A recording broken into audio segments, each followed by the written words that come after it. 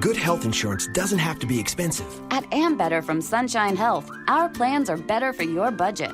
We provide complete care at a much lower cost. And you may qualify for financial assistance to help pay for your coverage. Sign up for the most affordable care today.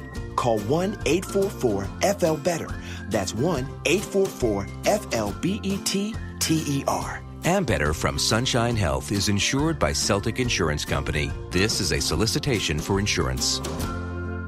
Blog Talk Radio. Hello and welcome to Angelspeakers BlogTalk Radio. Your host is Terry Miller, who is an author, psychic, medium, energy healer, and happiness coach who resides in Fort Lauderdale, Florida. On Terry's website, angelspeakers.com, you can read all about time, as well as her other services offered, and even book a session from there. The information discussed on Angel Speakers is intended for general information and entertainment purposes only. It is not designed to provide listeners with specific personal, medical, financial, legal, counseling, professional service, or any advice. The programs are not meant to diagnose, treat, cure, or prevent any disease.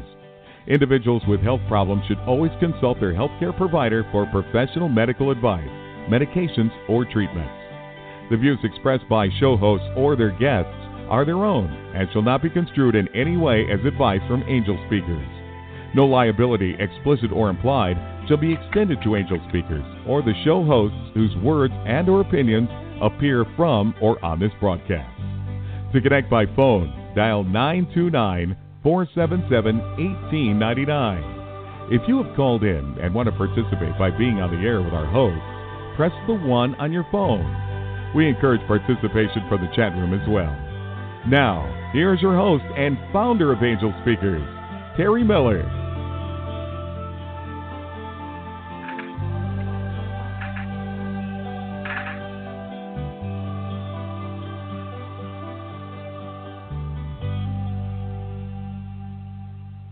Hello, everybody, and welcome to the show tonight. I am so excited about bringing my co-hosts on with you guys.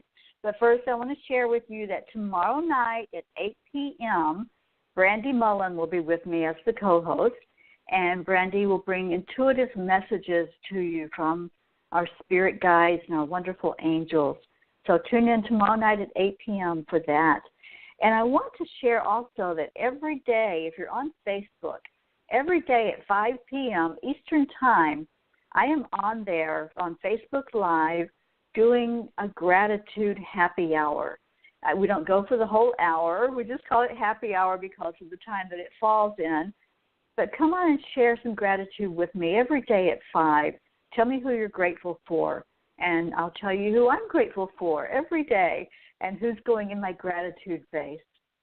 So those are the happenings for right now. And I want to bring on my wonderful co-host, Karen Palmer. Hello, Karen. Hello, beautiful Terry. How are you? I'm doing awesome. Oh, my gosh. Every day just seems to get better. And, you know, I wake up in the morning, and that's the question I ask. How can this day get better? You know, it used to be a long time ago in my lifetime, far, far away. It used to be, oh, my gosh, what else can go wrong? You know that feeling. And now it's like, how can this day get better? Because it already started out wonderful. You know, as soon as I woke up, I opened my eyes, I realized I have a new day. So now let's see how it can get better than that. And I love it. I love life. And I love that you're in my life. Thank you for being here with me. I'm so grateful, too. And we are so blessed to have a wonderful master teacher that is with us, Satya Kalra. She is popularly known for the path to Anandam and the Anandam lifestyle, which is that blissful living. She's a 15-time best-selling author of happiness and self-transformation coach. She's a spiritual guide and international speaker based in Danville. California, following a divine call, Satya left the helm as a CEO in the biotech industry. In the cancer arena, After serving for 35 years, she founded the Path to Anandam, which is blissful living. Her personal mission is to live in love, peace, and Anandam. Isn't that beautiful? And to propagate blissful living by helping others become more self-dependent and self-reliant, especially destitute women and children. So she has been, this beautiful nonprofit organization that she has, the Path to Anandam, has been, for 25 years, she's been enriching beautiful people's lives and teaching how to attain eternal happiness and peace within, and how to reach your unlimited potential. And, you know, I just want to say, Satya, I am so grateful to know you, that we have been divinely guided to each other, and that Terry and I and you have been, we are the dynamic trio. I realized that today when I was putting together the promos for this. I know that we are divine souls that have found each other again for this amazing time, to be here in this amazing time and place. And I just want to thank you both so much. Oh, thank you, my sweet girl. I love you. Love you.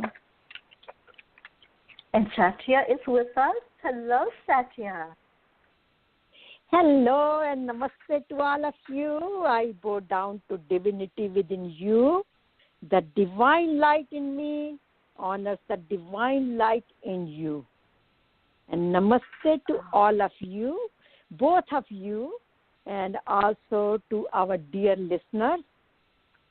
And I'm so grateful that I'm a team of this trio. I'm one of the trio members. And such a powerful, powerful connection. I can feel the love and the bliss and the peace just when we come together, and I'm so grateful. So grateful for technology that can allow this experience. It's just so amazing, you know. And I was so inspired by your beautiful PowerPoint that you sent to me of a presentation about how simple the Bhagavad Gita is. And I've been so fascinated by it. I just want to share a little bit about what somebody said about her amazing book that I just got, and I'm so excited to read. I can't wait. It's My Questions and God's Answers, a guide to eternal happiness, peace, Anandam. And this is what an amazing, another author that I absolutely love is Jeanette Atwood, who's a New York Times best-selling author of The Passion Test, The Effortless Path to Living Your Life Purpose. And she says, Satya's beautiful book, My Questions and God's Answers, thrilled my very being as I read her enlightening text. And another person that was Vivek Wadhwa is the director of research at the Pratt School of Engineering. And he says, ever since I was a teenager, I wanted to learn about my religion and culture, but couldn't find the right sources of knowledge. I bought several translations of the Gita, but could not understand or relate to these. They were either too esoteric or biased. What Satya has produced here is a gem. The book, My Questions and God's Answers, preserves the original concepts and presents these in a way that anyone can understand. And I want to say that to you too, Satya. I find that your translation is absolutely so clear, and it has so much. I prayed so that I could understand, because I was reading one of her beautiful books that was the 108 mantras, And that is from the Bhagavad Gita.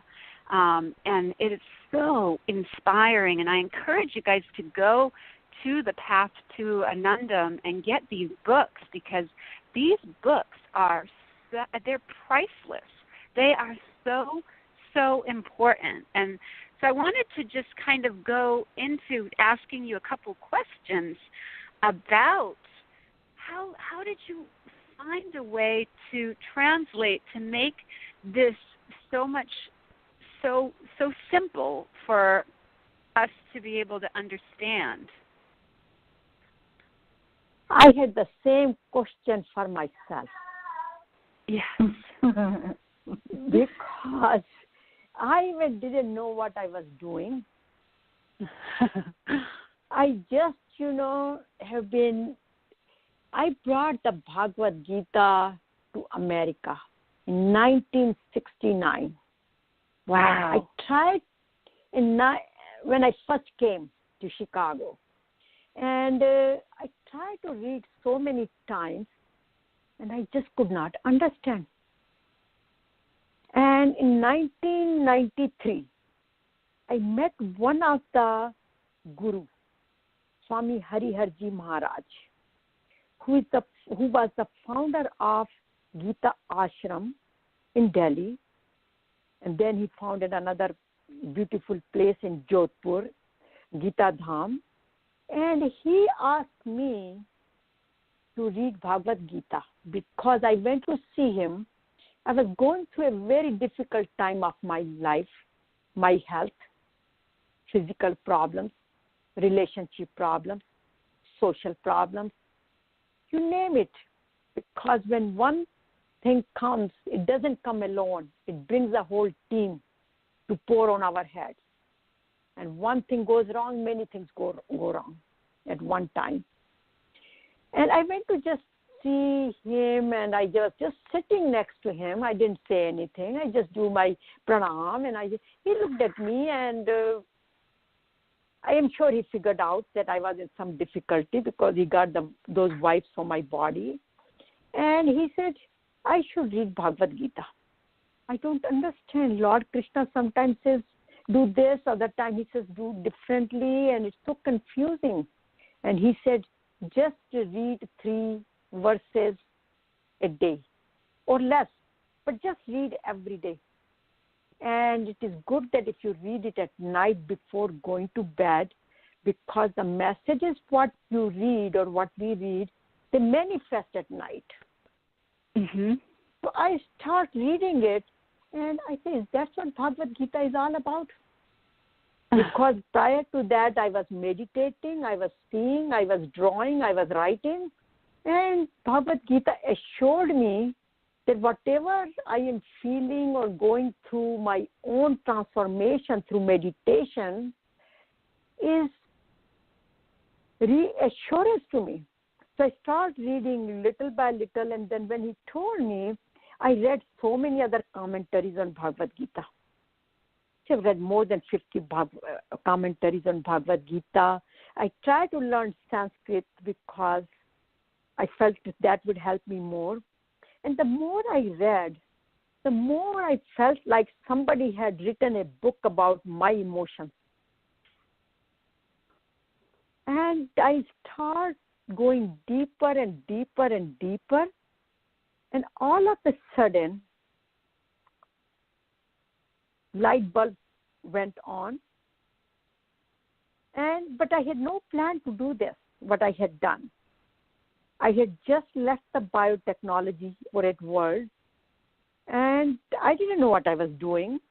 So I went to our son's 25th birthday to celebrate. He was in Washington, D.C., and we just had a dinner and came home and just lying down after having a cake and nice dinner, and my insulins were quite high in my body, so I lie down on sofa and fell asleep. And our son Amit looked at me and he says, Mom, why don't you go to bed rather than sleeping on sofa? So I got up from the sofa and I just walked to the bedroom, which is about only 10 feet away from the living room. from that sofa. And while I was walking, this thought came to me that I should write this book.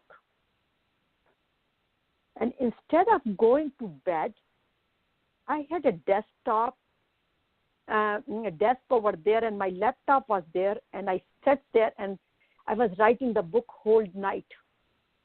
Oh my gosh. So I grabbed the moment, the message I got from Divine, and I finished that book. I started in June, and the book was finished in January. In 6-7 months, this book, beautiful book, was finished. I could not believe it, what I wrote. I, in fact, did not know. I had written, and somebody said to me very beautifully, and if you read one of the message on that book, this came from a very high saint. This is the third of the row, which says the praises for my question and God's answer. And he had written, and he said, I had the privilege to go through my question and God's answers. Through several commentaries on Gita are available, but the work by Satya has impressed me the most because it is for the first time someone has Arjuna as oneself and has put the questions on one's behalf. In no doubt, Krishna is the Lord himself, so the answers have come from God within oneself. The work is successful in exposing the spirit of Gita, absolute devotion to the cause oneself without any thoughts of personal reward or appreciation. And then he says, I'm sure the work will enlighten the life of many seekers in the modern world and will bring physical, mental, and spiritual love, peace, and bliss. Oh. Wow, that's so beautiful, Satya. So do you believe it's possible to live in this world today with peace and joy, free from misery of life and anxiety and stress? Is it possible for everyone? I mean, this is so powerful. You know, I am an average person, and I felt that Bhagavad Gita could change my life. It transformed me. It calmed me down.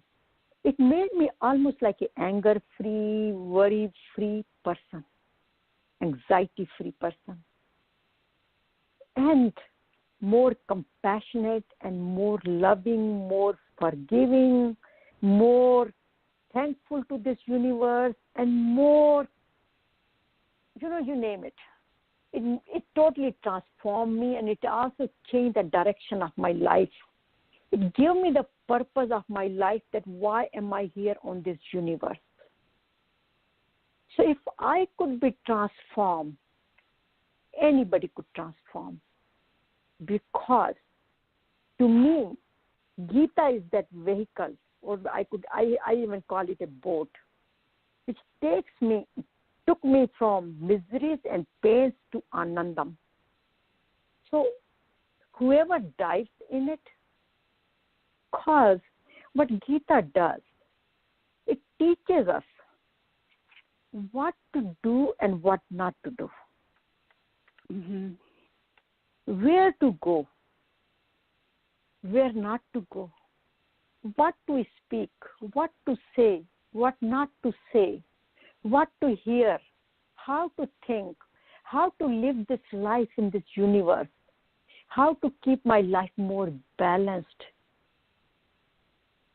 So it guided me. It became my everyday. So when I wrote this book, one of the things I had in mind that many times people take books, they read it, and then they put it back on the shelf or share it with others, which is very good that they share it with others. But putting back on the shelf and maybe not, like I have many books. I have read them once and I totally forgot about them. But I wanted this book, which is the purpose of this book is to answer because I had many questions, and that's why I put the whole book into the format of question and answers. This is the only book in the universe about Bhagavad Gita where every verse has converted into a question. The answer comes from the Bhagavad Gita. But any question, I used to have a question, who am I? Am I just his body? Am I this Satya? Am I just a mom? Am I a wife? Am I a daughter? Am I a sister? Am I a friend? Who am I? Because everywhere I go, I get a different title. When I go to India, I'm a daughter. I'm an aunt. I'm a sister. When I'm here, I'm a mom. I'm a wife. I'm a CEO. I'm a boss. I'm an employee. I'm an employer. I mean, I have so many titles. But who am I? My inside, when I come inside, when I sit by myself, none of those titles are there. At that time, I am just by myself. And who is this myself? I love that question. I had that question all the time. And Bhagavad Gita answered me that you are the divine soul. You have potential to become and merge with God. The only difference between you and God is my negative emotions. Otherwise, I'm so calm, so peaceful, and I act like God would do, help everybody. And that's what God does. Helps everybody, goes around, blesses, gives the grace and all that. And when I am in that mood or in that mood, I like to give away my word to others. I don't think about myself. I think about myself because I'm a human being and I should think about my well-being. But I'm not as selfish anymore. If I have a piece of bread, I would share with somebody else. I would not just eat whole piece of bread for myself if I see the hungry person next to me. So I have all those qualities. But the problem becomes when I become too selfish, I become too insecure, and I want to keep half the piece of the bread now to eat, and then half the piece I want it and save it for this afternoon. I might get hungry because I don't have much faith in, So finally I realized that who I am the divine soul. And also I didn't know what I should be doing because, when I came to this country, as I said before, I started, my first job was to sweep the floor in a factory. And from there, gradually, little by little, I became the CEO and the chairperson of the company. So I felt like I had achieved all the goals, whatever I wanted to set it for myself, for the career, for the family, for my society, whatever I want. I achieved most of the goals. And still, when I would sit at home, and I would feel life is all about this. I'm going to just die like this. What am I doing to contribute to this world? Am I doing it something for others or just for myself and family and my community? There is a lot more to give. So I got the purpose of the life. And to me, the purpose came that live in that peaceful state, in that happiness state, which is Anandam, the peace and happiness, which is your eternal being. And bring that eternal happiness and ultimate freedom and peace to others. And share whatever you have learned, because in Bhagavad Gita, Lord Krishna says at the end, whoever teaches the teachings of mine in the form of Bhagavad Gita, that person is my most dear to me. And that person is my most devotee to me. I love that. I said, that's so simple. To become God's beloved by teaching Bhagavad Gita. I say, I love this anyhow. Uh-huh. So I start doing it. And, you know, after doing this, we just had on 15th of this month, a beautiful program at our home. We call it Anandam Satsang. Anandam, as you have heard what it means, but Satsang means, Sat means truth, Sang means the company of the like-minded people or the divine souls or the people who have the similar type of wavelength or they resonate with you well. So we all sit together, we sing the bhajans, which is the divine songs. Then I give a talk for 1 hour. And after that, we did a half an hour meditation. And people were so charged up, and you can just watch it on the Facebook Live, because it just came to me that this should go on Facebook Live during the program. So I turned on my Facebook Live, and thank you very much, Karen. You are the one who taught me that. And that was the first time I practiced it. And I shared it. Yeah, I shared it. It was beautiful. I was so inspired by your talk. And, you know, I love how you described it. It drew me right in. I really wanted to learn about the Gita after I heard you describe it, because, you know, it always felt like it was over my understanding. And then you described it as the Gita is a step-by-step Anandam and spiritual guide for self-awareness, self-purification, self-transformation, and self-realization. And when I heard you say that, it was like, I can learn this. I can understand this. And I just asked. I went right into my heart space and I just asked. I said, please, give me clarity and help me understand this. And all of a sudden, it all just came so clear, and I could understand it all very, very clearly.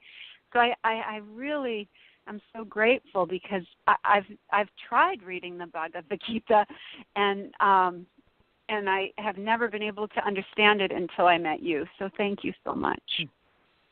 Thank you. And I watched that Facebook Live also, Satya. That was awesome. Thank you for sharing that with us, because I felt the energy just like I was right there sitting with you.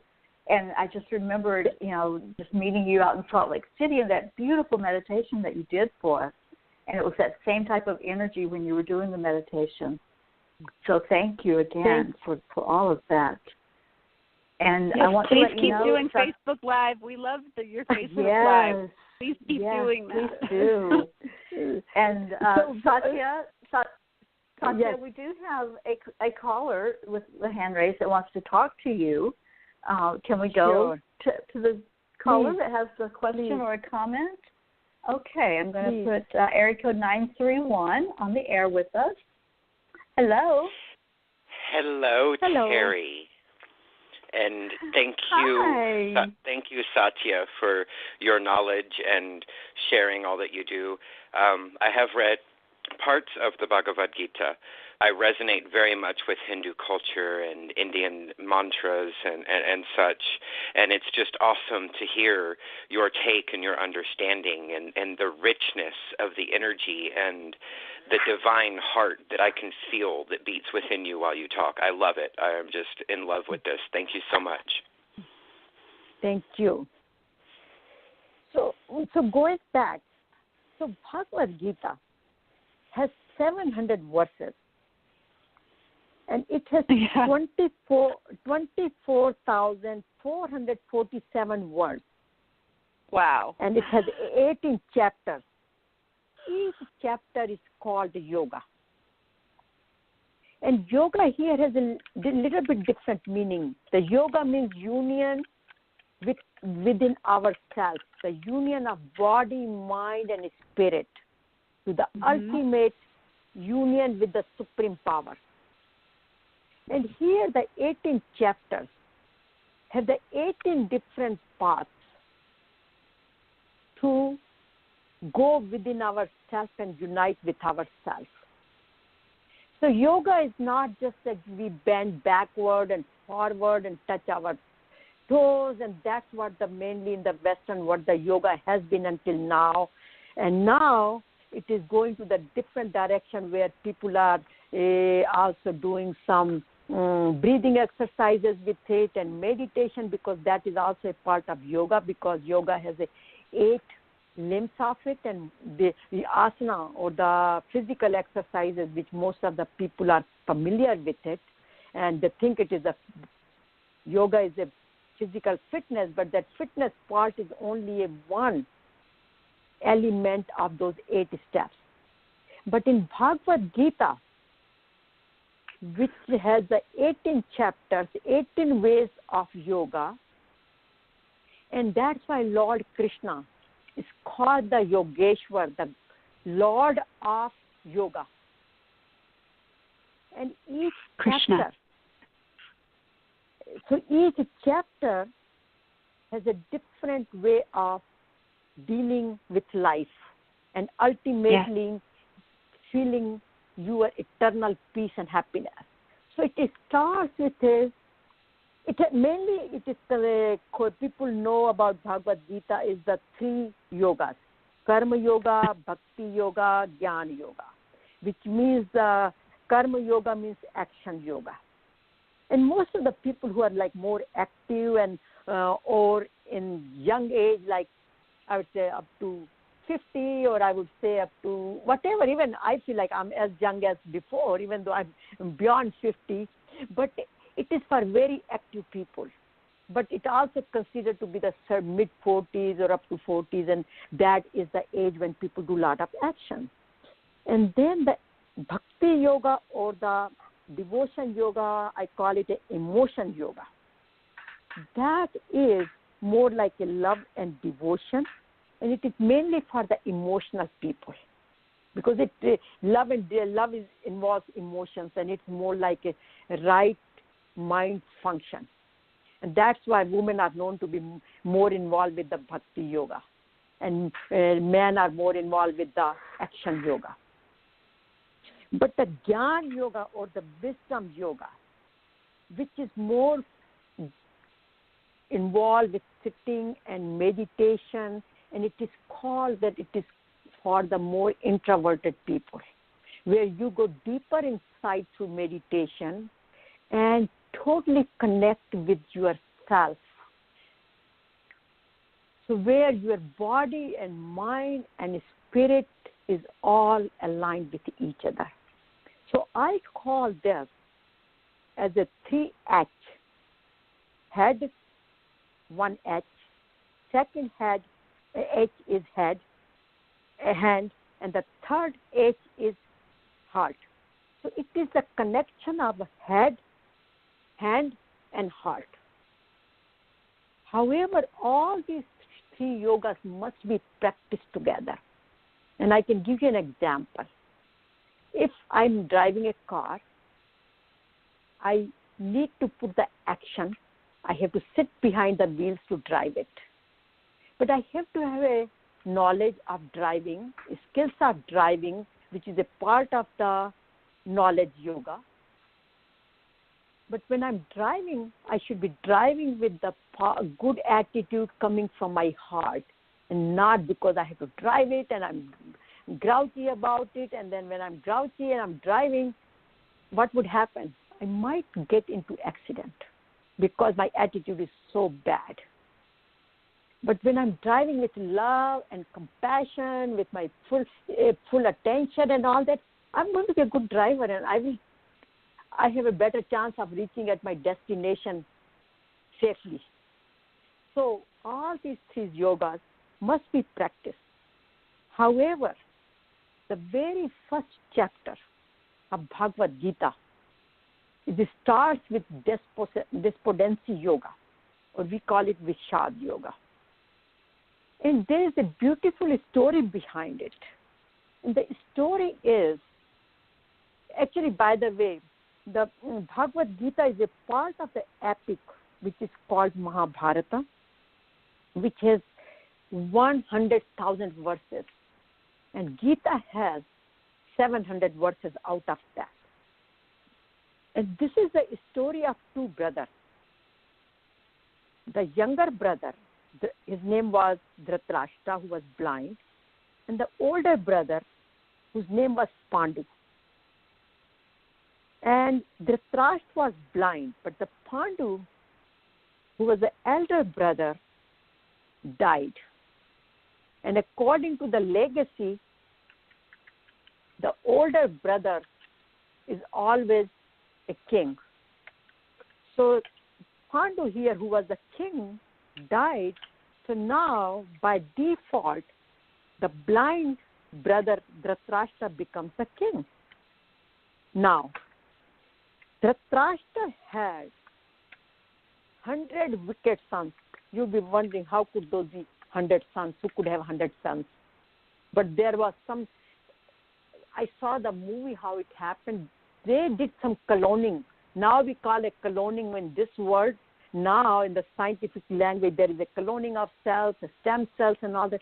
But they cloned that embryo at that time. One embryo, they cloned it, and it became 100 fetus. And 100 fetus developed into 100 boys. 100 babies, and babies become the boys. But all those brothers were wicked. And why they turned out to be wicked? Because the blind king Dhritarashtra always resented his older brother Pandava, that he had the eyes, he was the older brother, so he had the kingdom, and here he's the blind. So he was all the time feeling sorry for himself. And even though he became the king, in deep heart his self-esteem was so low. He was all the time saying, "Oh, I become king because I happened to be, but I was not given that dignity because I was blind." So his son, the eldest son, developed the same kind of attitude. However, the sons of Pandu, they were very pious. He had 5 sons and they were very pious. They followed all the dharma. They did all the time the righteous things. And here, these crooked sons were doing all the bad things. But since Pandu was eldest son, according to legacy, he's supposed to be the king, not the eldest son of the wicked king of Dhritarashtra, the blind Dhritarashtra. So now he was very envy about the older uncle's son or cousin. So he tried to exile them by all the wrongdoings out of the kingdom. And he sent them for 13 years to jungle. And when they come back, he promised them before sending them there that when you come back, you complete 13 years, I will give you the kingdom back. When they came back, he totally refused. In fact, by that time, that kingdom turned out to be like a terrorist place. He was doing all kind of bad things to women, kidnapping and abusing the public and doing all kind of bad things to everybody. So when they came back and they saw and they asked for their kingdom, he totally refused. And here, the well-wisher, family friend, Lord Krishna, nobody knew at that time he was a god. He was just a family friend and a cousin. So he tried, and also some other elderly family members tried to convince the bad guy, Duryodhana, to give the kingdom back or at least give them a little bit land so then they can survive. And he said, no, I'm not going to give them back even a tip of the needle, land equal to the tip of the needle. So they had no choice, but they had to get their kingdom back. So the fighting was the only way to do that. So, and even that they didn't want to do it.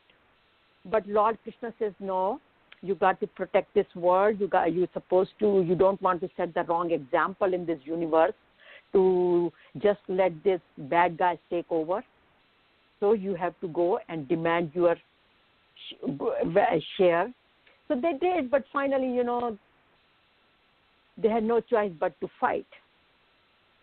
Here, the message was that the people who were following the adharma, which is the wrongdoing, and the people who wanted to do the dharma, where Arjuna was willing to give them everything, or the whole Pandavas family wanted to give them everything to Duryodhana, but just wanted to get little place to live somewhere. But they would not give them. So when the whole war started, they got ready for the war, they went to the war field. Here, before going to the war field, both Arjuna and Duryodhana, the bad guy, they go to Lord Krishna and then ask for his help and advice. And they said, Lord Krishna, not the Lord Krishna, just the Krishna, because they didn't know he was the Lord. They said, Krishna, we need your help. And Krishna says, look, I have two things. One, that's me alone, or all of my kingdom, all of my power, all of my instruments, all of my army, you can take. Which one do you want? And guess, Duryodhana took Arjuna took the Lord Krishna, his friend himself. He says, I just need your advice. And then other guy got everything else from Lord Krishna. So when they went for a fight in the field, everything was ready to go. And here Arjuna tells Krishna, I want to see and inspect the whole field of war and want to evaluate who I'm fighting, where everybody is standing, etc.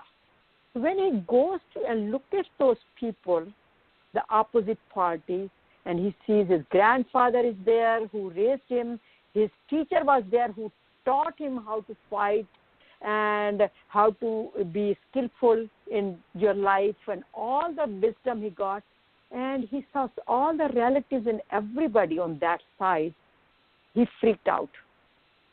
And he said to Lord Krishna, he says, look, dear friend, if I have to fight all this and I might kill these people, I don't need this kind of kingdom.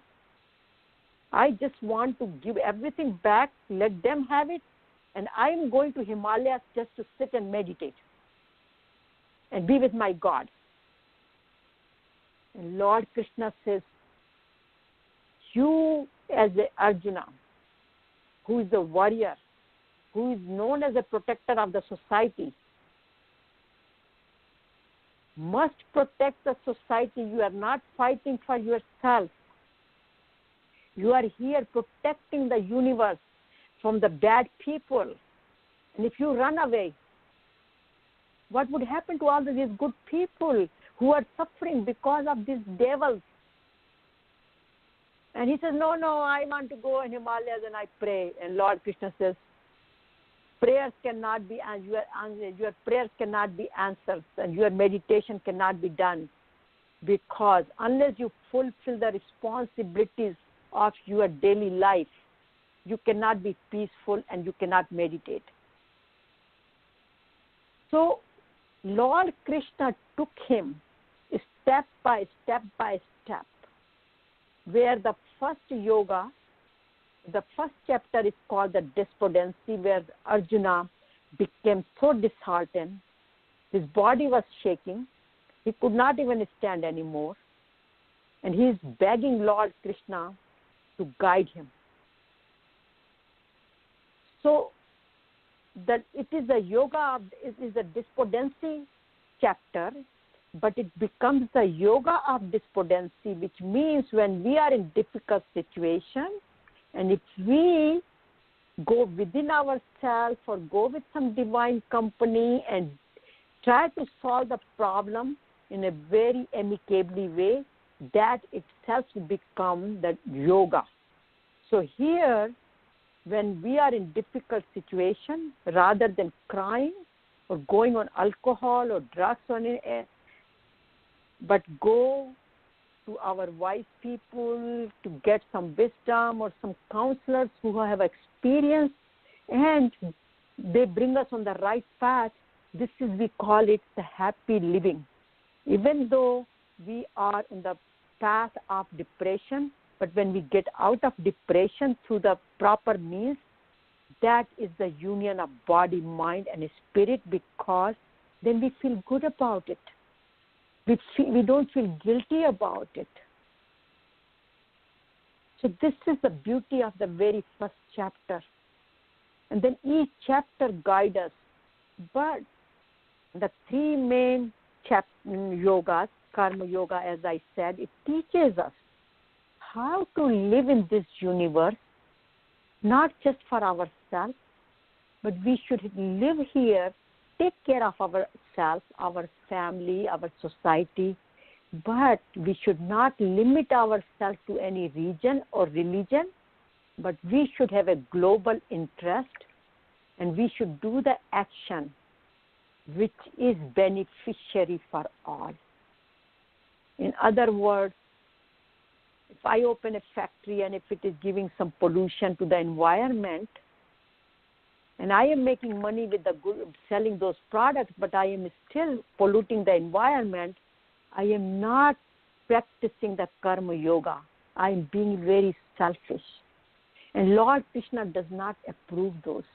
So in Bhagavad Gita, he says that we should do the action with skillful action, with wisdom, for the benefit of all. And we should put love and compassion to every action. So when we put love and compassion to our action, we cannot do wrong. We will always think good for others.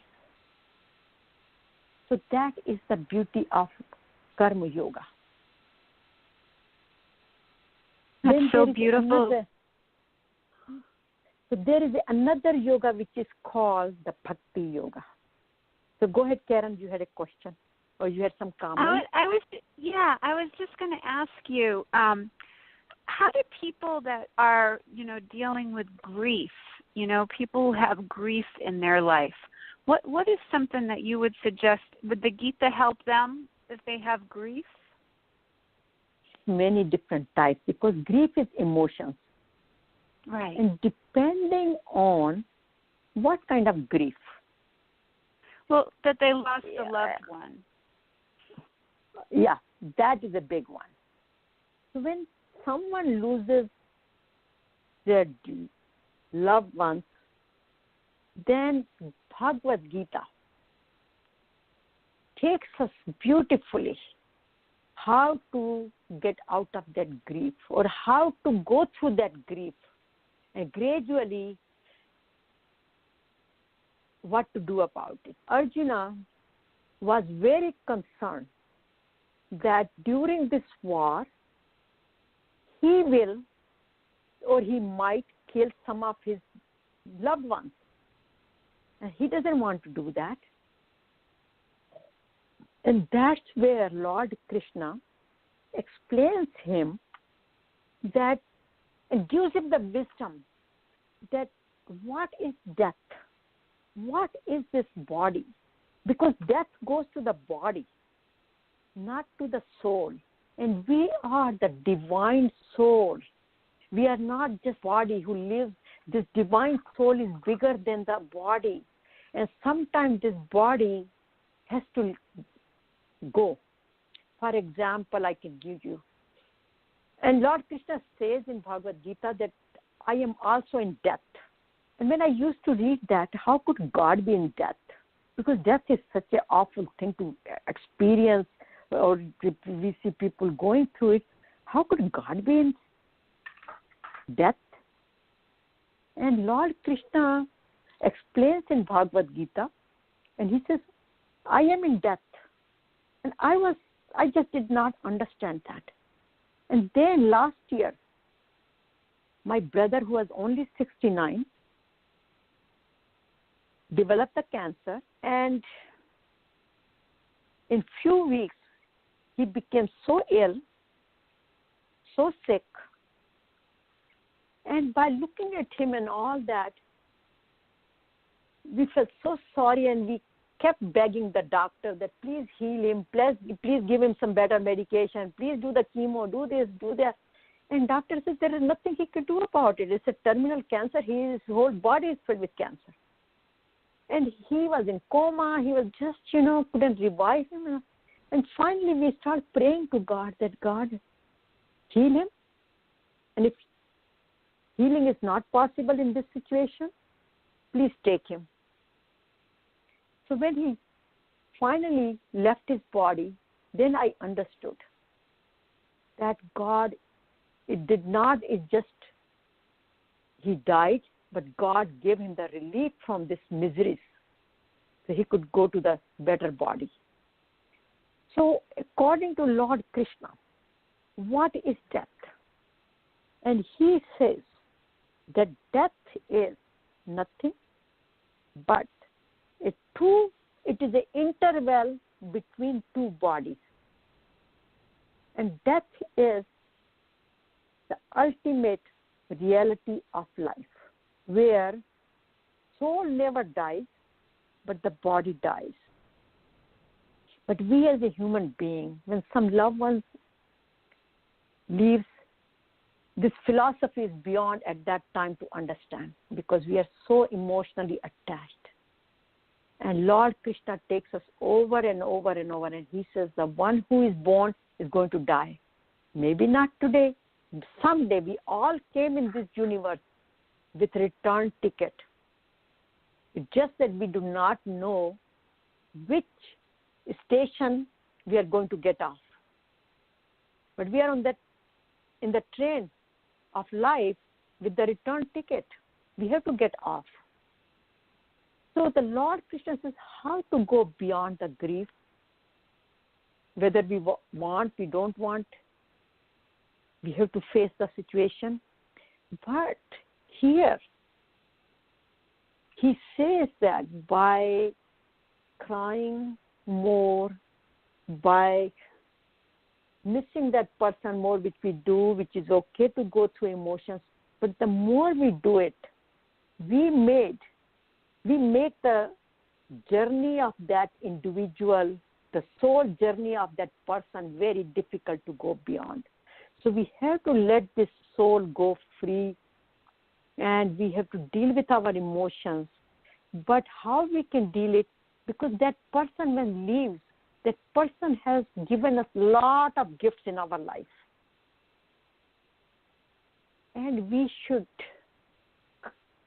think about those gifts he has given us. Also cultivate the qualities what that person, we have learned from that person.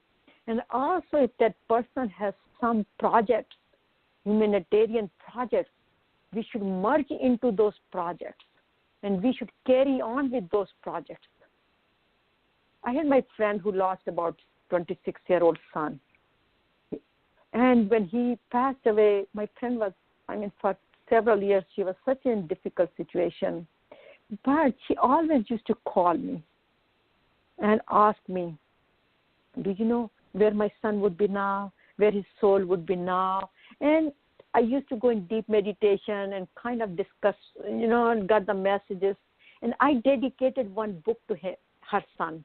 And I wrote a book which says Birth, Death, and Beyond. So we are not just a body which just gets born and dies, but we are beyond. And how to go beyond? So he was almost, the boy was 26-year-old. He was in medical college. So whatever projects he was working on, because he was very humanitarian, she carried on with those. And she felt that everything what she was doing on this project, on every step, her son's soul was with her. She never felt that he ever left.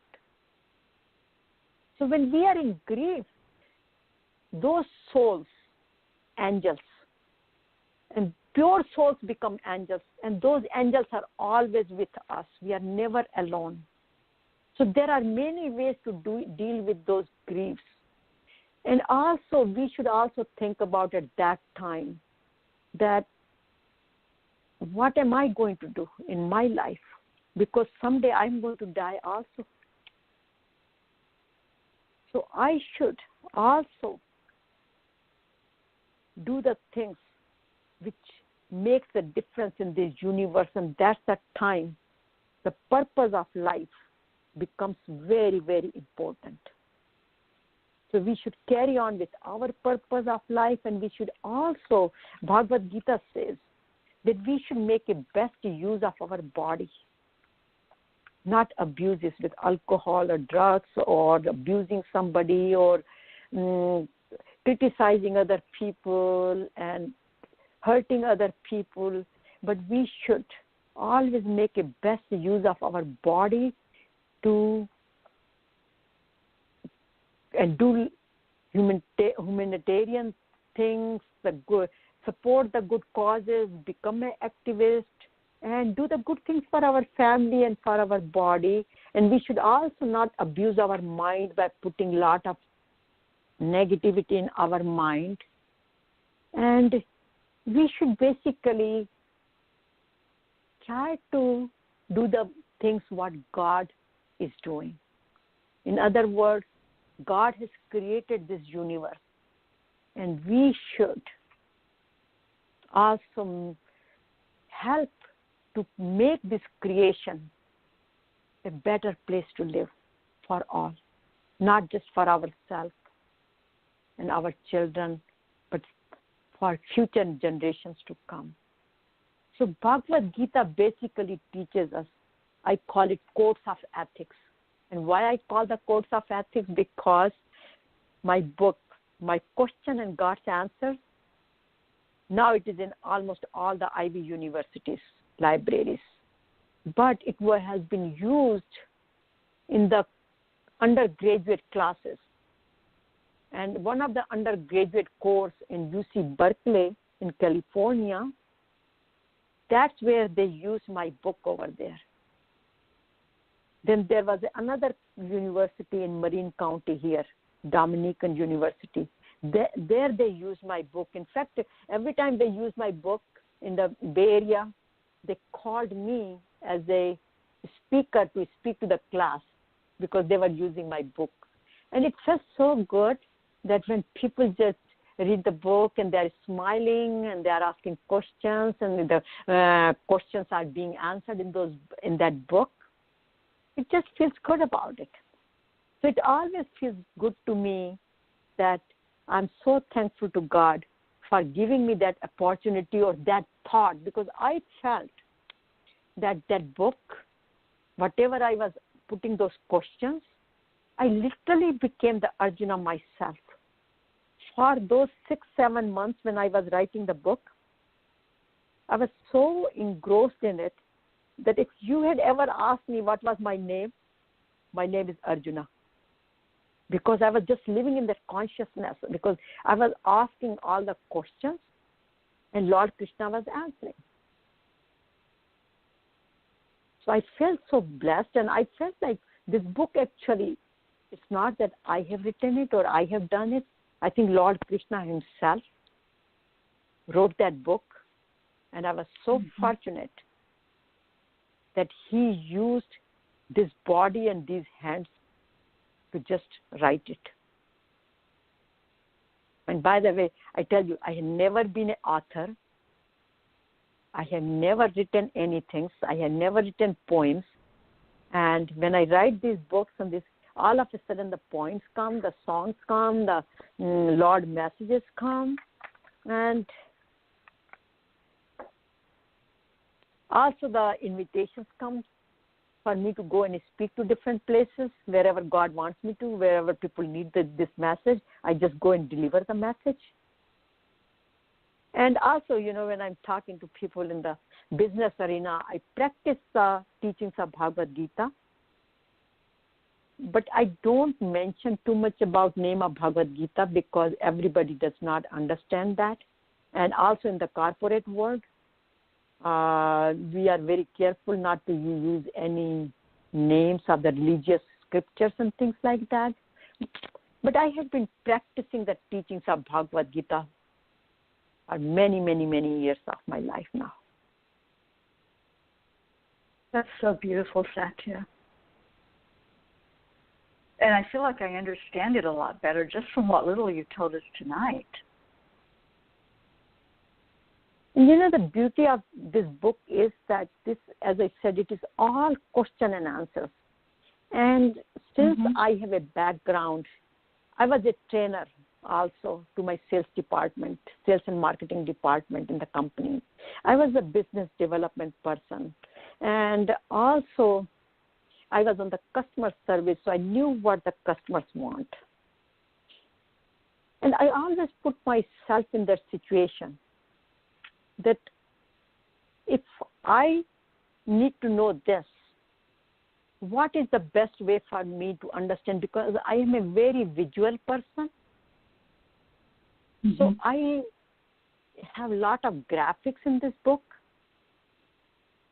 lot of charts, equations, because my background is science. So organic chemistry, biochemistry, so we had a lot of equations. So for example, I have it like an equation, Karma Yoga plus Bhakti Yoga plus Jnana Yoga leads to there is an arrow, and that leads to self-salvation, ultimate peace, freedom. So I use my experiences of training, plus I also have a education in the marketing from UC Berkeley. My business education was focused on the marketing. So I used those tools that what customers want, and I don't want to lose their attention, so I would give them that in a very, if you look at my book, it's all in bullet and 1, 2, 3, numerical order also things, rather than the big paragraphs. I try to break down into small phrases or bullet points with a lot of graphics, equations, and each chapter has the main message, the definitions. For example, very first chapter, which is a dejection yoga. So what is dejection or what is Vishad? And at the end of the chapter, lesson to learn. So lesson to learn from first chapter is that when we are in difficult situation, we should, rather than crying, we should always go to counselors or some experts to get some wisdom from them or some guidance from them. And also, as Arjuna evaluated the field before getting into the war, that whether he should get into it or not, I always say before we get into any projects, we should always evaluate our resources, our mental status, our skills, and then we should engage ourselves into that project. So I developed 7 steps. Actually, by that way, I want to tell you, I'm known for the 7 steps in the industry, because 7 steps is my trademark kind of thing. A lot of people know me with the 7 steps. So anything I do, I take the 7 steps and then talk about 1 step at a time, or just to take 1 step, which is very dominating in that one. But I have 7 steps based on the Bhagavad Gita, how to go from dejection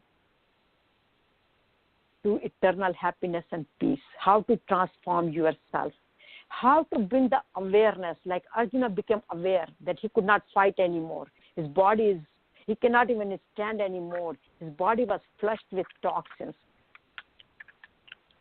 So when we are depressed, our body gets a lot of hormones, to a lot of stressful situation. We bring a lot of stress. We go into depression and all that, where That's why Lord Krishna explains in the Bhagavad Gita that we should keep our life very balanced. If we are working too much or sleeping too much or eating too much or not sleeping enough or not eating enough, so then our body could go out of balance. Our mind will not be functioning well, and then we will get disconnected with our inner being because we will get sick. We will develop the insomnia.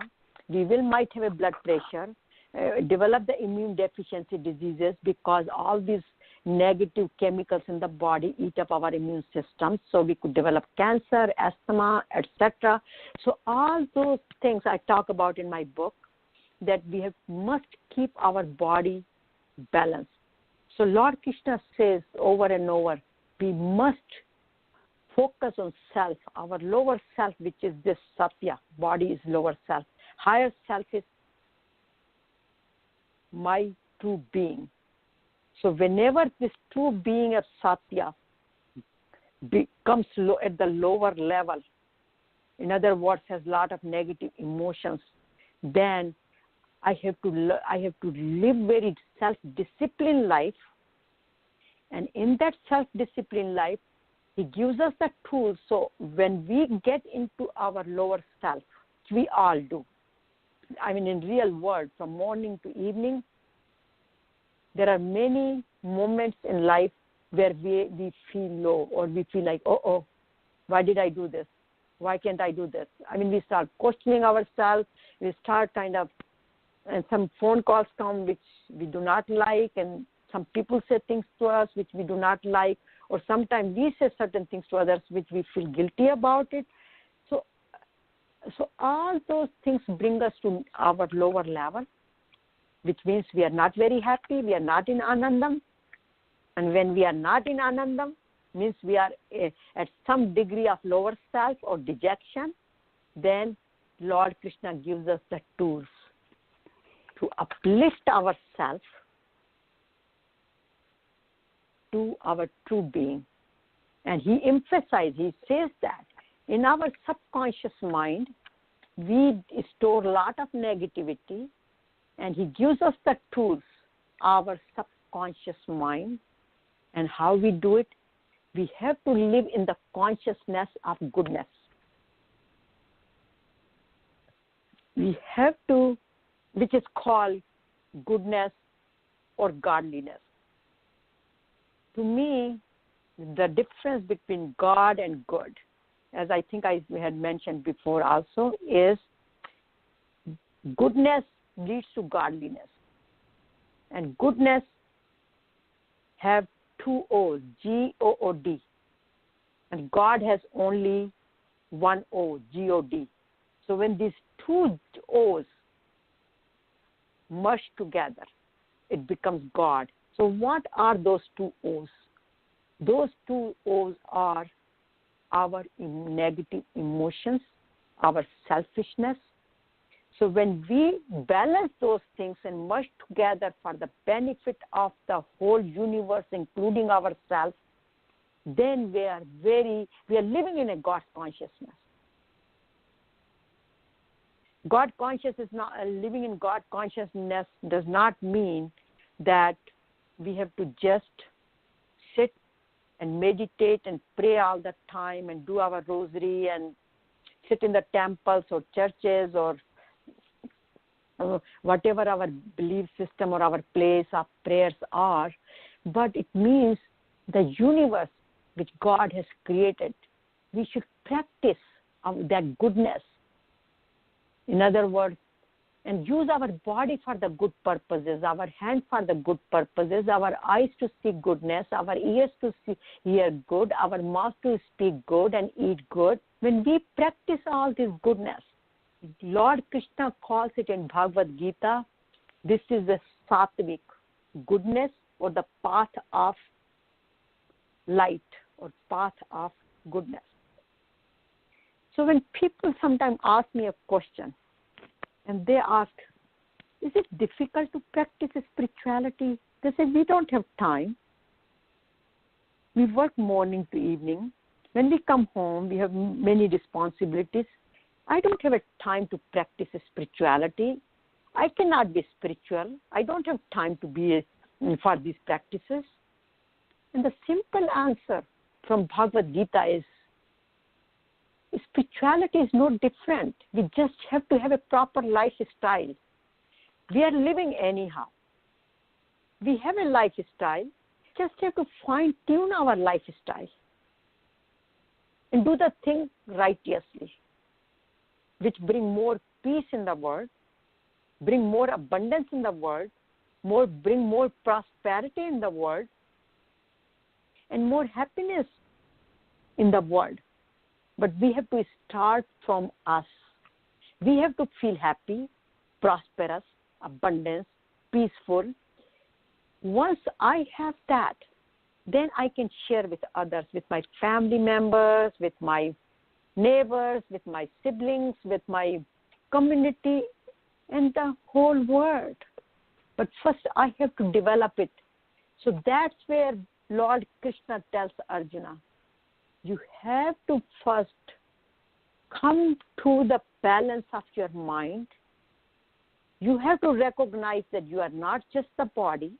You are not just fighting for yourself. This is the divine war for you to bring the community in a proper alignment. Now the question comes to me all the time that Gita, there is a war, though we call it divine war, in Bhagavad Gita.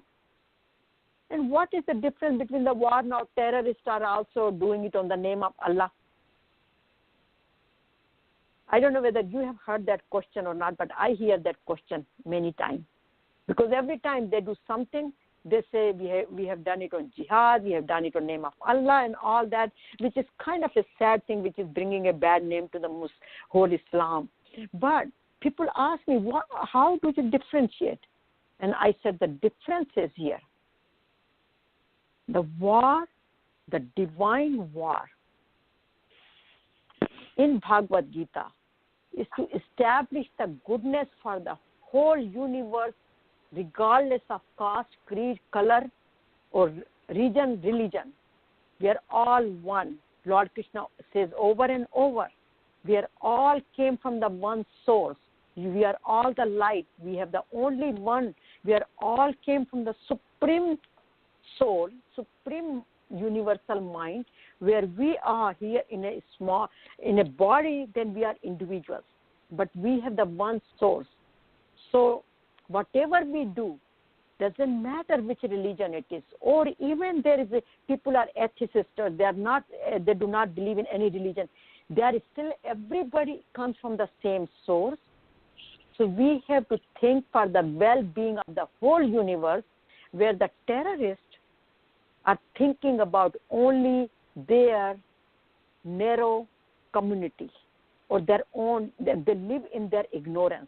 And here the Bhagavad Gita expands and our wisdom, and also it removes the darkness of the ignorance where we feel I am just this little Satya. No, I'm a soul. I am part of this big source, the big universe. So Lord Krishna over and over and over says, we are one. In fact, there is a beautiful phrase in Sanskrit which is very popular in India, and especially in Vedic community and in Bhagavad Gita, that Vasudev Kutumbakam means this whole universe is a one family. We have the boundaries of our homes, boundaries of our cities, our nations, but we are one family. So whatever we think, global warming is for the whole universe. It's not just for Danville or California or for America or anywhere. We all have to work together. For any cause which affects the universe, we have to work together on it. So unity is the biggest thing. That's why Bhagavad Gita, every chapter is called Yoga, union. Through our action, through our love and compassion, through our wisdom that we are all one, What is the ultimate wisdom?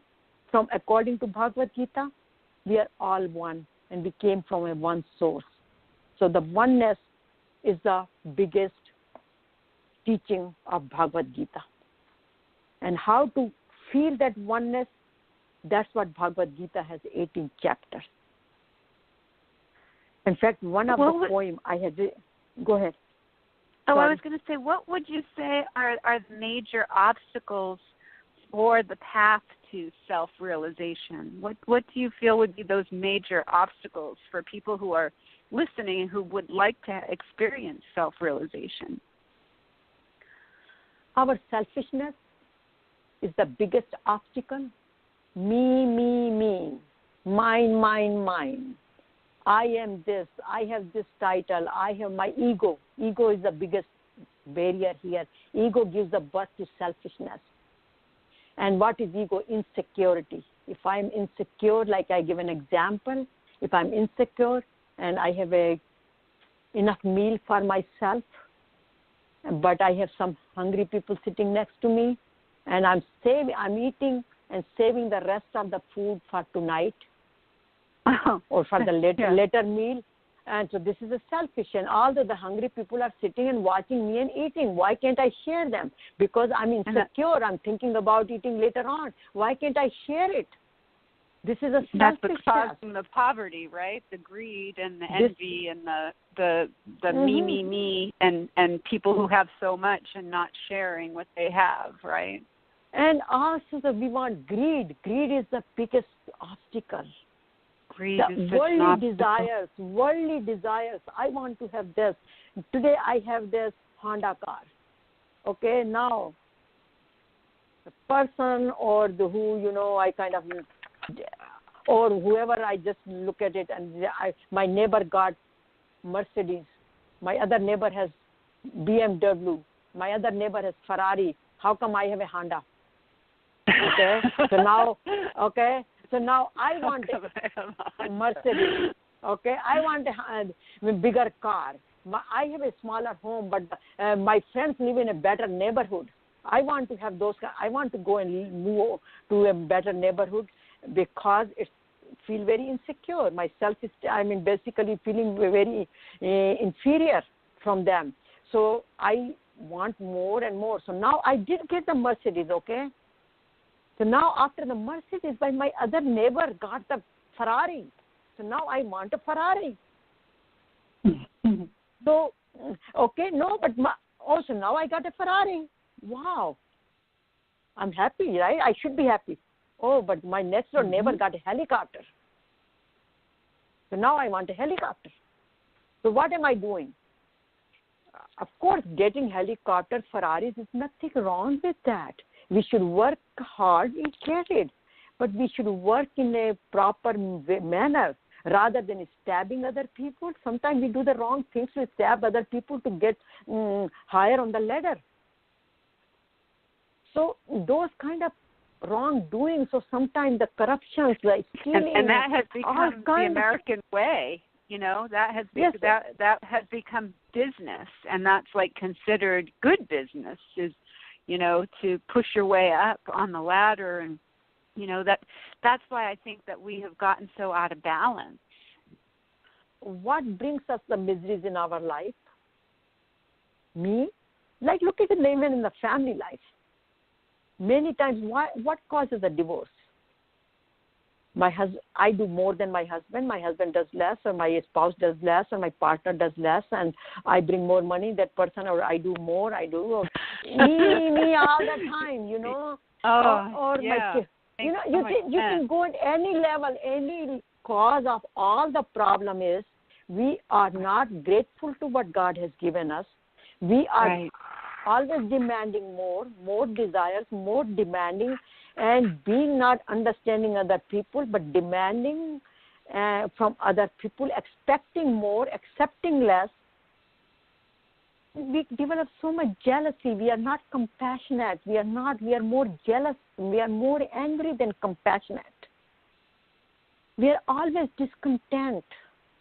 So this discontentment. Why do you think that is, Satya and Terry? Why do you think that is? Why do you think that might be? that people are more jealous and not content with what they have. What do you think? Why do you think that is? Is it discontentment again? Discontentment because where does jealousy come? Again, let's go back to the same example. Right. Two employees are working together. This will bring the question, where does it come from? Because that's where the cause of the Bhagavad Gita was. That two employees, the boss, they both are equally good, or maybe one is even better, but he gives a promotion to his favorite one without looking his other quality of other persons or qualifications of other persons. Right. Isn't that other person is going to develop jealousy because the other person is less experienced, less knowledgeable, still got the promotion because boss gave him the promotion. In Bhagavad Gita, Dhritarashtra, the blind king, son, Duryodhana, who was a bad guy, crooked one, and his other 99 kids were crooked, he was always favoring his children, though the brother who passed away, the Pandu, and his 5 sons were there, and he was not taking care of them, although he was the eldest in the family. He's supposed to take care of everybody equally because he's the king of that kingdom. So the partiality brings the jealousy. So especially when we are as a parents.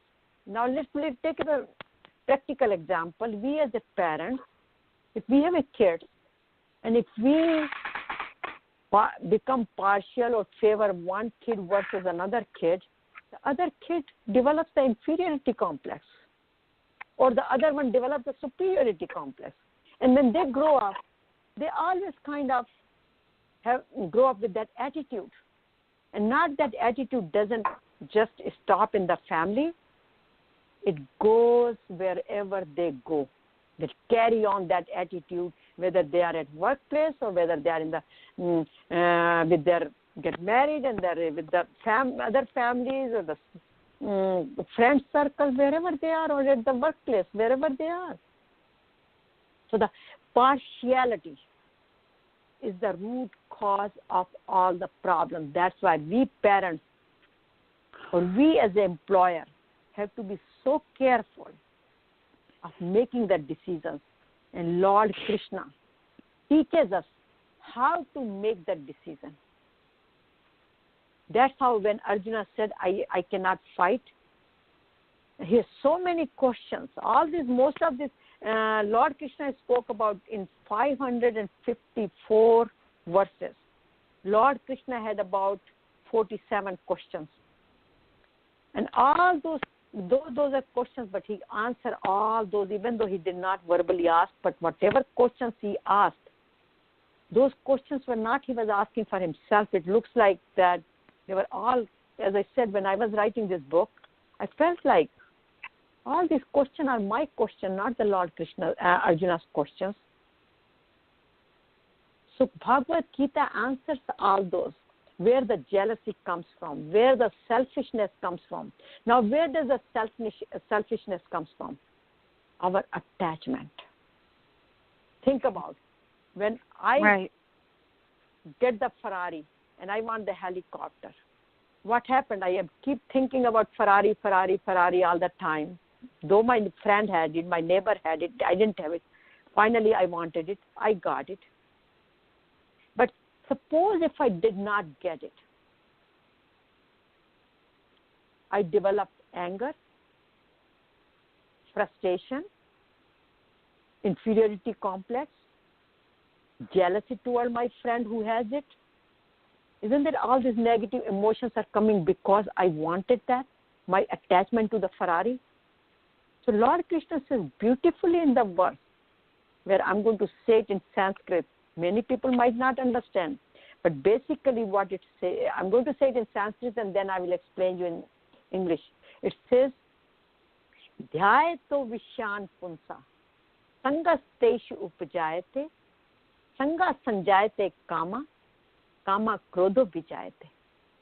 krodha bhavati sammoha. Sammoha smriti vibrama, smriti branchad buddhi nasha pranshati. Which means if we develop the attachment towards something, we want it. If we don't get it, we develop the anger. If we develop the anger, then when we are angry, we forget who we are. We forget our true being. So we forget ourselves. We don't have that memory anymore. And we don't have that when our memory is destroyed and we don't know who we are, then we behave so badly. We totally forget that whether we are a human being or we are a devil or we are who we are, we totally forget about ourselves and we behave like a devil. And that's being in the grip of the ego? Is that what that is, so being in the grip? Yeah, so basically attachment, ego, anger, discontentment, loss of memory, misbehavior. It's all an illusion. After that, all illusion and ultimately we are to our lowest self, and when we are at the lowest self, then we go and spread that this negative behavior all around us, like spraying the virus during the winter when we have a flu cold and we go around and sneeze on other people, many times it happens. Do you think that's what's happening? Do you think that's what's happening, Satya, with social media? A lot of people are posting from their lower self, from their fearful lower self, and that's why there's so much negativity. It's just gotten so unbelievable how people are just in so much fear right now. Mm-hmm. Yeah, social media got one way of people's emotions to express. Nowadays, think about it. They don't have family members to listen to each other. They don't have siblings to listen to each other. They don't have friends who have time to listen to each other. So on the social media, they go and then they think that they have a lot of crying shoulder over there. Then they spell out their emotions, their comments in a negative way. Sometimes they're good comments, but many times, most of the time, they have negative comments, and then the one has a negative comment, the other one has they put more ether on the fire, and then it keeps going and burning and burning and burning.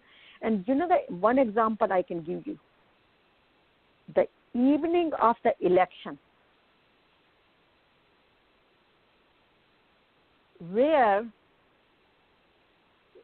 everybody thought Hildy was going to win the election.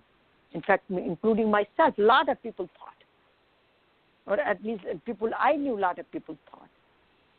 And when I was on the social media around 8 o'clock, which it became more obvious that Hildy is not a winner anymore and that Trump is going to be our president, they showed, I don't know whether you guys saw it or not, but the whole American map was on the fire. Was on the fire. Yeah, 3 days I was like in shock. And I said, oh my God, who is this on the social media who is burning the whole America? I couldn't believe it. I couldn't believe it. I was still. I felt like I was in a reality TV show while I was watching the whole thing. I felt like I was I didn't feel like it was real. I just couldn't believe it was real. I'm still kind of in that feeling of it. Is it real? Is this real? It feels like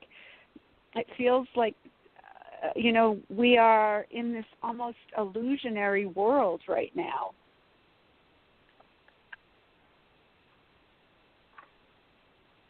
So I wanted to share one poem about Bhagavad Gita. Is that okay? Yes, please. See, Bhagavad Gita, as the name is, Bhagavad in Sanskrit or in Hindi means God. And Geet means song. So Bhagavad means God, Gita means song. So this is a song of Lord Krishna, the song of God. Beautiful.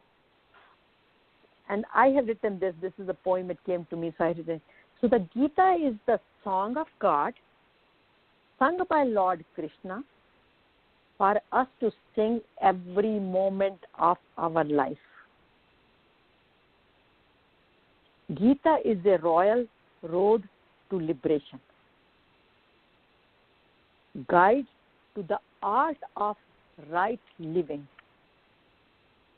It is the spiritual instruction manual to operate our life. Gita is the answer to every question. Gita is a boat to cross the ocean of life, the ocean of knowledge, the divine company. Gita is a peace ambassador, a universal mother, a character builder, eternal mantra. Gita is a Atma Darshini. Atma means soul, and Darshini means which guides you, which shows you the path, that what is our soul, who we are. It basically gives us our wisdom of our inner being. It is a spiritual guide, a self-transformer, a Jagat Guru. Now you know what Guru means, right? Guru, who is the expert. But Jagat means the universal Guru. So Bhagavad Gita is a universal Guru.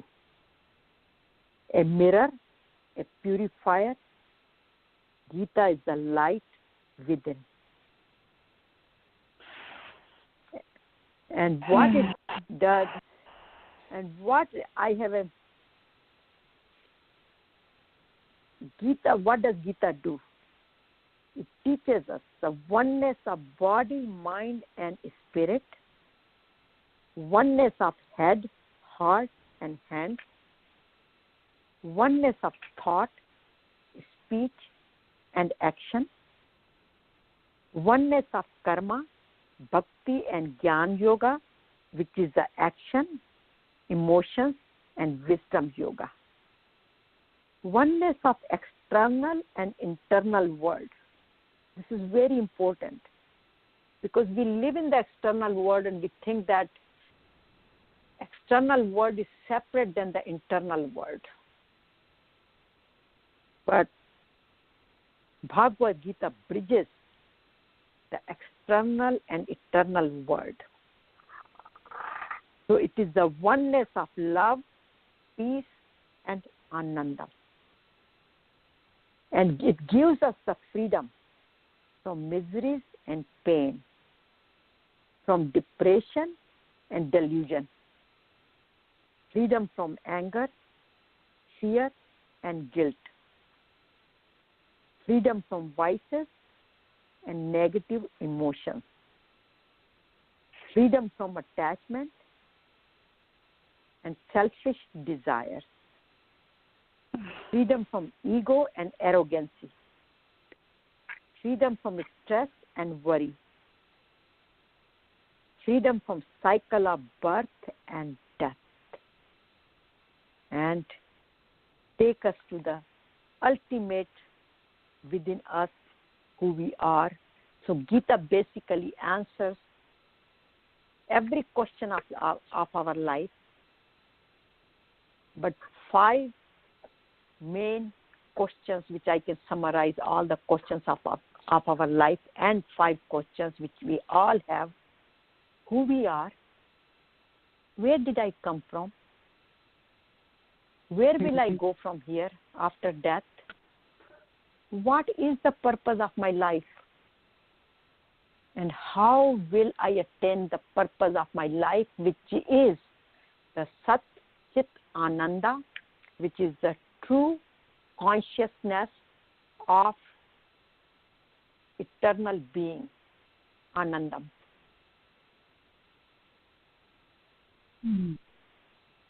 So basically, Gita, I have a beautiful graphic on the back of the book which says the ultimate summary of Gita.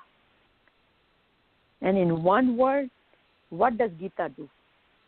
Gita makes man to God. And to me, Gita is path to Anandam. It gives me all the eternal happiness, and any question I have, it just answers my question. Mm-hmm. Well, I feel like you just answered mine. As I was sitting here, I just feel like it was like you were feeding my soul, and I'm so grateful. How about you, Terry? Oh, absolutely. It was absolutely beautiful. Thank you for all of that, Satya. It answered it so clearly, you know. Yeah, when I'm delusional, I'm not my true self. Right. It does. It absolutely does. It's kind of silly when you think about it. Well, when I'm listening to delusional things, I'm not my true self. Right. When you're going into the negative and, you know, listening to all the outside influences, then you're not listening to your inside. You're not listening to your inside self. You know, we're being we're being led by what somebody else wants us to believe. If we're listening to the outside, listen to the inside, which is what spirit wants us to believe, and just the truth. You know, that truth that's inside. We do have another caller, Satya, with the hand raised. Can we take another call? Is that okay? Sure, please. Okay. And then are you going to lead us in the meditation again tonight, Satya? Yes, I will. Okay, all right. So let's take the caller. Let's take the call. Okay. Yeah. It's area code 780, and if you would give us your name when you get on the line with Satya. Thank you. Hello. Hello, it's Jay calling from Canada. How's it going? Hello? Namaste and welcome to the show. Om Shanti to you. Thank you so much. Om Shanti. My question is regarding discipline. I'm really bewildered of people wanting it now generation or wanting it now. We live in a society where we get instantaneous stuff. Messages, stuff like that. Like technology teaches to have everything spontaneously. And I just wondered, how do you teach that people when they take this path that it's not spontaneous? Some of the things that takes some discipline and some practice in this world. And I just wondered the teachings that you've learned, and I'm learning too. The ancient teachings, I don't feel that they had, just things are going to happen right away for you.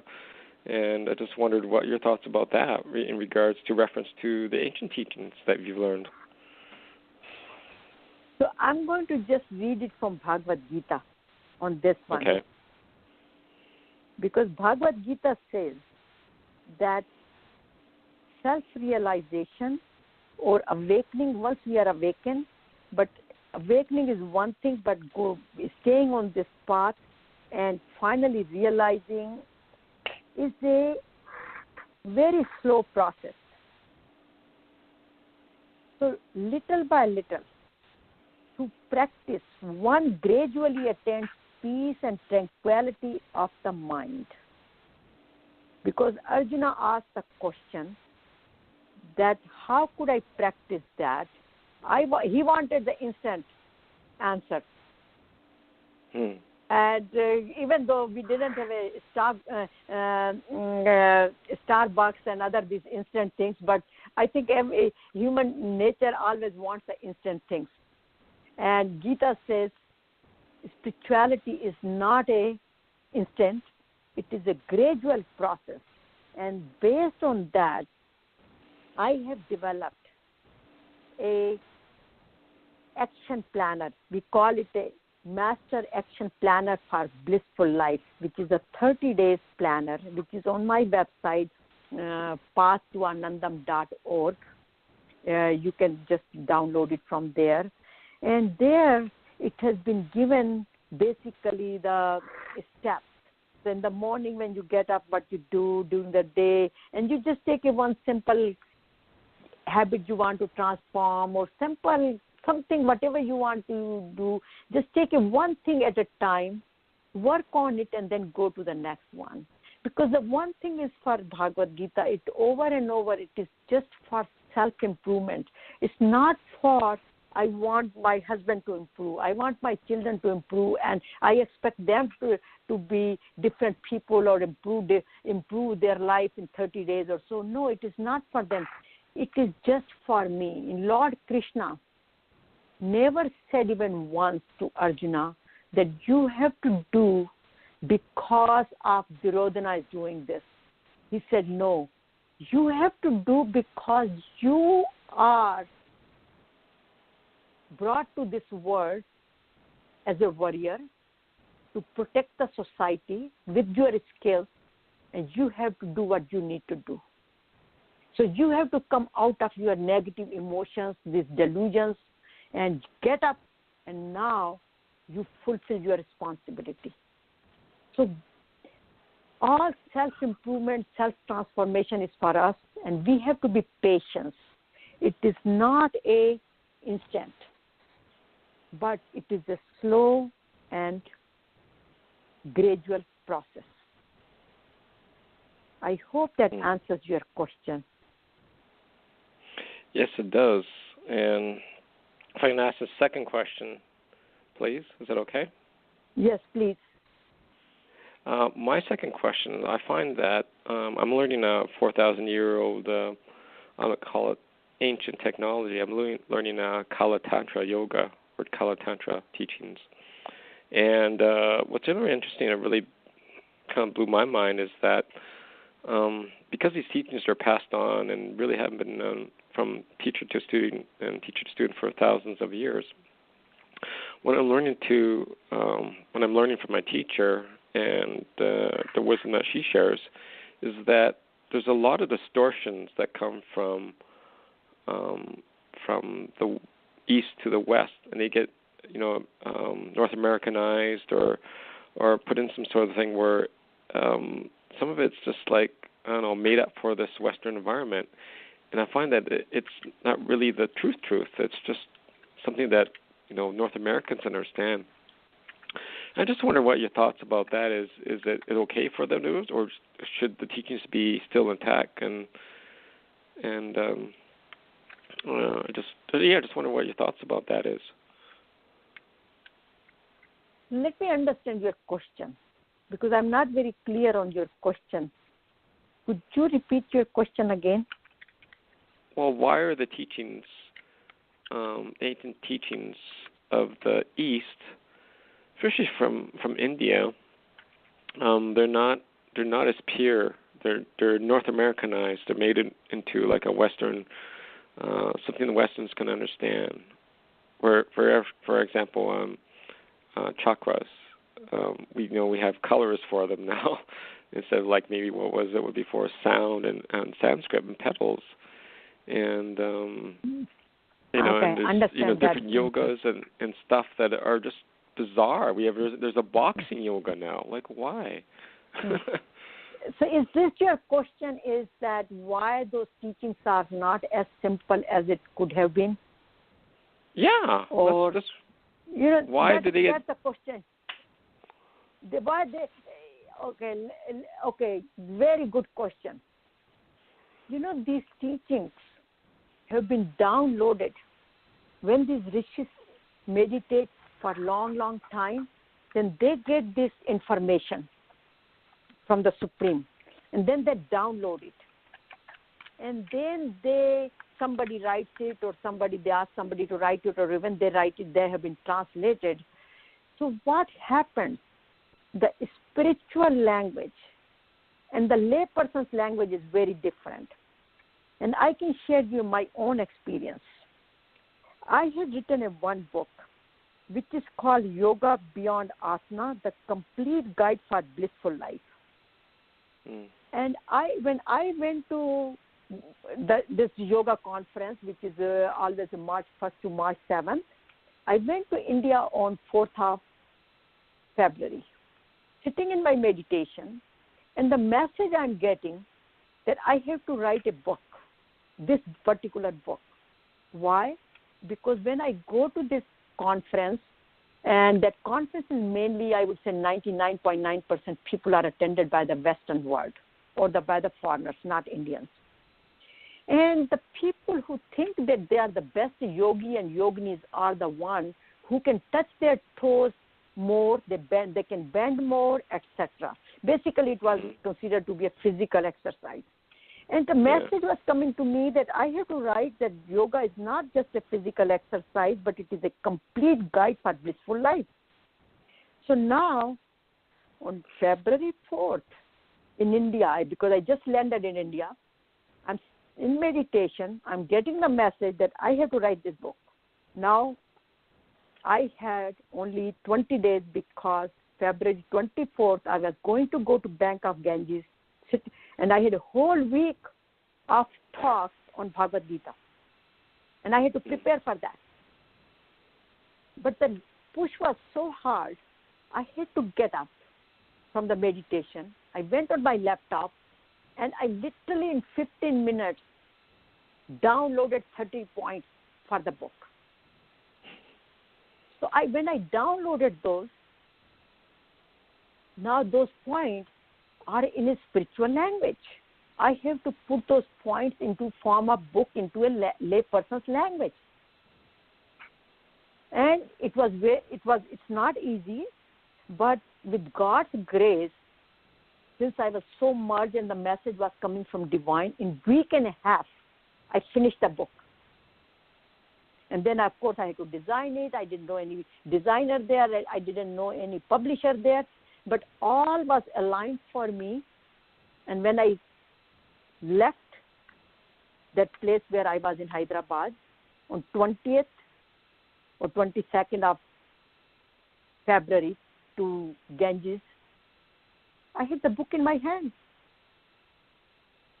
So in 2.5 weeks, I had the book in my hand. But the point here I'm bringing is converting that spiritual language into layperson's language was not easy.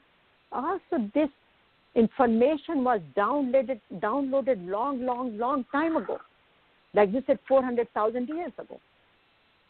So at that time, there was no Western word. So people understood that language. People understood the Sanskrit. People understood because that was their mother tongue at that time. So later on, the need had come from Western world, and now that those things are getting translated and they are coming, and more people, Western people are interested in it. And in fact, if you look at it, yoga was not as popular in India as it became in the Western world. So there is a phrase or saying in India that even in India, people will respect the things which come from the Western world. For example, yoga, nobody was interested in yoga that much. Then it became the Western world. People were more interested. Then it went to the India again, and then the Indian Ramdev Baba, who's very popular, he totally, every little kid knows yoga and his name in India. And he's known to be, he's the reincarnation of Patanjali's yoga. So the point I'm making is there was not a need at that time to make it simplified. Now there is a need, so they are getting simplified. And God is also helping. And I gave you an example of this yoga book. I hope that answers your question. It does, yes. Thank you so much for your wisdom. Thank you.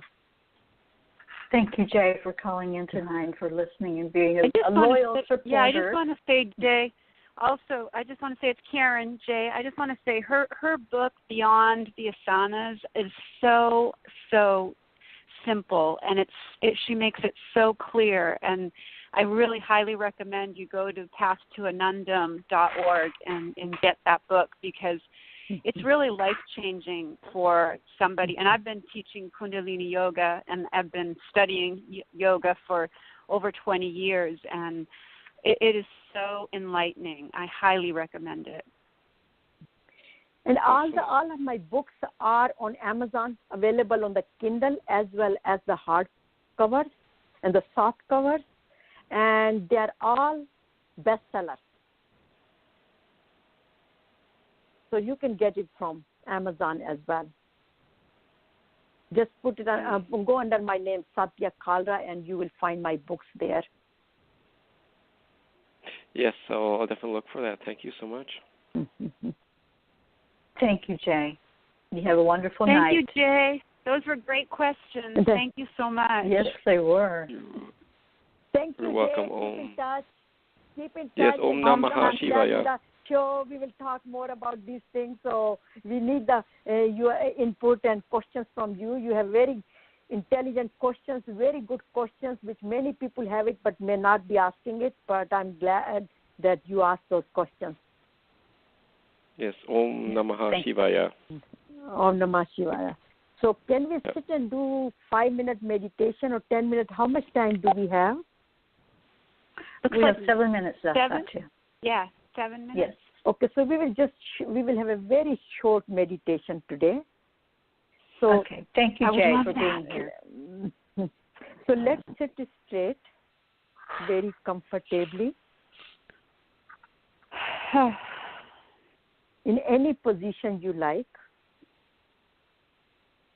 Close your eyes gently. Focus on your breath. Take a deep breath all the way down to your stomach. Hold it. Exhale. Inhale. Exhale. Inhale. Exhale. And now breathe normally and feel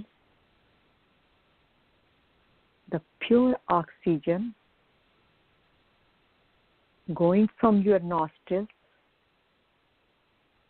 filling your lungs, and going all the way to your heart.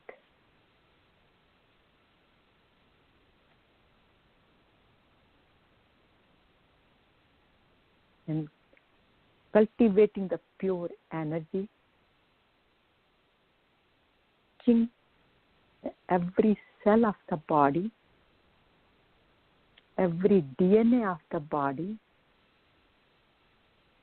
every nucleotide, every atom, electron, proton, molecules, empty spaces in the body.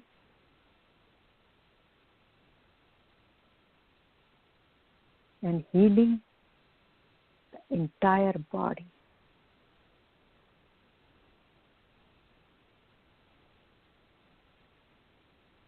And when you have more time, you can sit as long as you like at home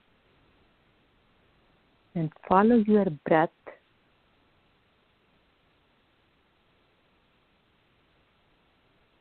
With the golden light which you might be seeing from your forehead or any color of light, and just feel the calmness, the relaxation,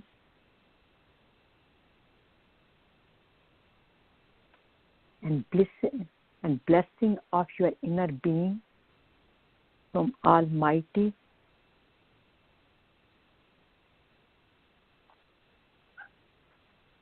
And say, I know who I am. I'm the true being I am Sat Chit Ananda. I am love. I am peace. I am Ananda.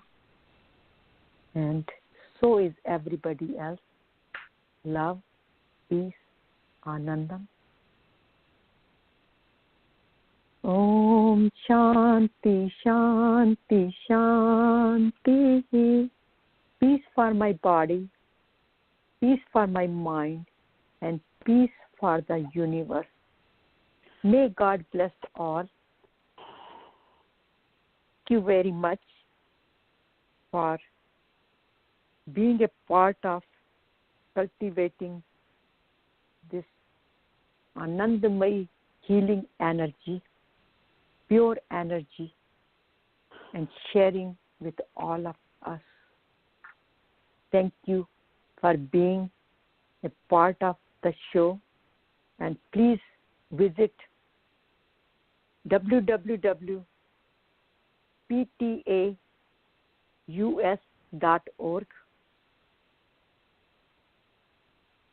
or if you have any questions or if you need any personal coaching classes, we do offer those as well.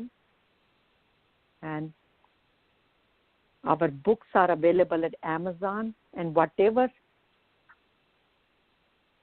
resources we get or whatever, everything is in the form of donation. So whatever money comes or donations come to our organization, we support the children, education, food, and their families. So be a part of this Seva group and this whole universe.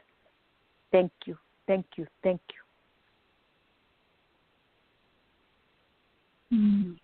Thank you, Satya, so very much for your wise words and your loving words and that beautiful meditation. I'm still floating. Karen, I know you probably are too. I'm just so grateful. My heart feels so full and so grateful, and I just, there's no words. There's no words. So thank you. Yes, thank you. You both lift my vibration so high, and you put out pure positive energy tonight over the airwaves. You know, just pure love. Thank you for that, and thank you for teaching us. You know, we needed to hear this. Thank you, You're Carrie so and welcome, Karen, darling. and part you are of so our trio welcome. team. I named them today our trio team. So thank you very much, and I'm looking forward to next week. We are definitely a team, and yes, indeed. Thank you to all the listeners that joined us in tonight, and I hope that you all received a blessing. I know I certainly did. Thank you to those callers that came online to talk with our beautiful guest, Satya, our co-host, Satya, and to those that were in the chat room and all those hearts that I got from you over there. Thank you. So I will be back on the air tomorrow night at 8 o'clock with Brandy, and then next Thursday we'll be back again with Satya Kalra and Karen Palmer. Thank you both so much. I love you. Have a blessed night. Good night, all. Good night. Love and Namaste. light, everyone. Namaste. Namaste. Om Shanti. Namaste. Oh.